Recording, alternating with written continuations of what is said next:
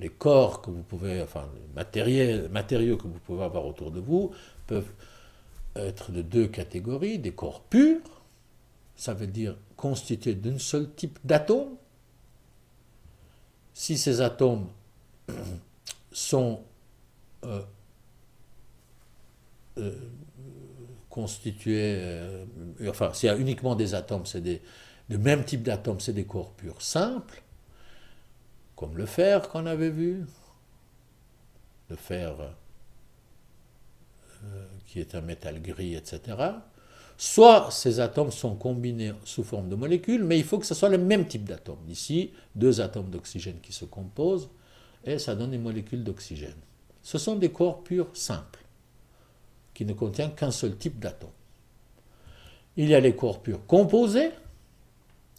S'ils sont composés, c'est forcément des molécules, mais pas seulement le fait que ce soit des molécules, mais ce sont des molécules qui contiennent différents types d'atomes. Dans ce cas-là, l'oxyde de fer qui contient du fer et de l'oxygène. Mais pour être un corps pur composé, il faut que ce soit le même type de molécules, peu importe si à l'intérieur il y a différents types d'atomes.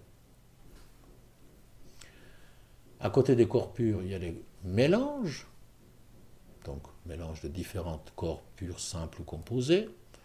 Ils peuvent être homogènes, ça veut dire quand on regarde le mélange, on ne peut pas distinguer les différents éléments qui le composent.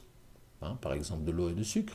Si on dissout du sucre dans l'eau, on a un mélange homogène, et puis les mélanges hétérogènes où on a un mélange, même peut-être si on n'arrive pas à l'œil nu de distinguer les différents éléments, au moins un microscope, on peut distinguer les différents éléments. Par exemple, si on mélange de l'huile et de l'eau, et là, vu que l'huile ne se mélange pas correctement avec de l'eau, il ne peut pas se dissoudre dans de l'eau, on aura toujours des gouttelettes d'huile qui flottent dans de l'eau, donc c'est un mélange hétérogène.